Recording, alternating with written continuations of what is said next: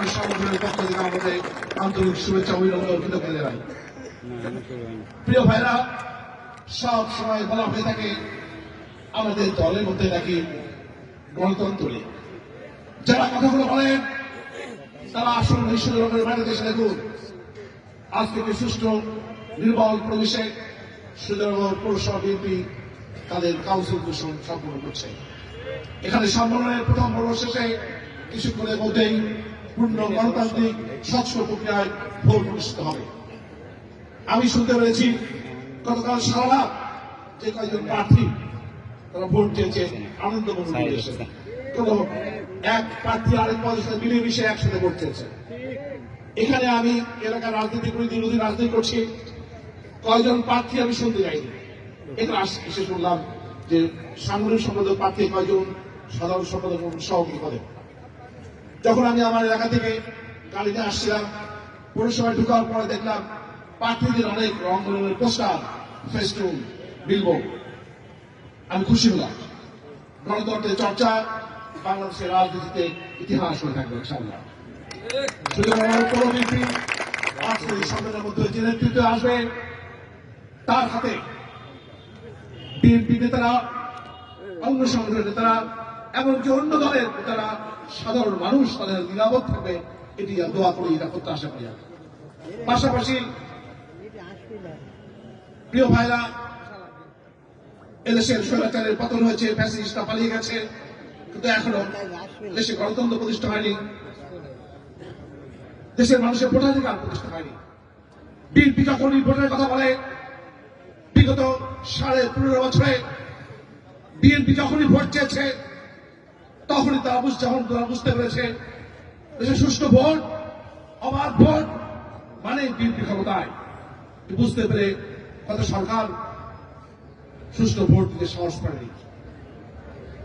এখন এই সরকারের সাথে একটি বিষয়ে কত ফ্যাসিস্ট সরকারের আমরা মিল খুঁজে পাচ্ছি। ভোটের কথা বললে তাদের গায়ে জল আসে।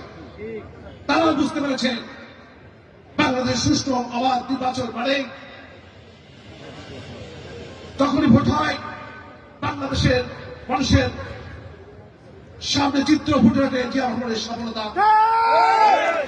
বাংলাদেশের মানুষ ভোট আসলেই বেগম খালেদা জিয়ার বারবারের সফল প্রধানমন্ত্রী চিত্র তাদের সামনে আসে। প্রিয় ভাইরা, আমাদের প্রিয় নেতা তারেক রহমান, যিনি গত 15.5 বছরে বিগত সরকারের অত্যাচারের কারণে, নির্যাতনের কারণে, ষড়যন্ত্রের কারণে আমাদের থেকে অনেক দূরে, বাংলাদেশ থেকে 10,000 কিলোমিটার দূরে লন্ডনে বসে, টেমস নদীর পাড়ে বসে স্কাইপের মাধ্যমে আমাদের দলকে পরিচালনা করেছে। তার নেতৃত্বে বিগত স্বৈরাচার পতন হয়েছে, ফ্যাসিস্ট পতন হয়েছে। আমাদের দল অতীতের যে কোনো সময়ের তুলনায় সংগঠিত শক্তিশালী হয়েছে। প্রিয় ভাইরা, আমরা মনে করি যারা ভোটের বিরুদ্ধে কথা বলেন, যারা ভোট দেখলে এই ভয় পান, তারা গণতন্ত্রে বিশ্বাস করে না, বাংলাদেশের মানুষের ভোটের অধিকার বিশ্বাস করে না। গত 15.5 বছরে বাংলাদেশের 3টি প্রজন্ম, যাদের বয়স 18 থেকে 39 বছর, তারা ভোট দিতে পারেনি। বাংলাদেশের সর্বশ্রেণীর মানুষ, সকল শ্রেণী পেশার মানুষ তারা সুষ্ঠু অবাধ পরিবেশে ভোট দিতে।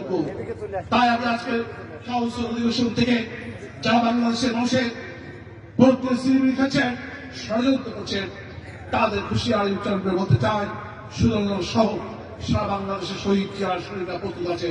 যদি আপনারা ভোট দিয়ে তার বাধা করেন, অবশ্যই শহীদ জিয়া যে কোন আন্দোলন সংগ্রাম যেভাবে সফল করেছে, বাংলাদেশের মানুষের ভোটাধিকার প্রতিষ্ঠার আন্দোলন সেভাবে সফল হবে।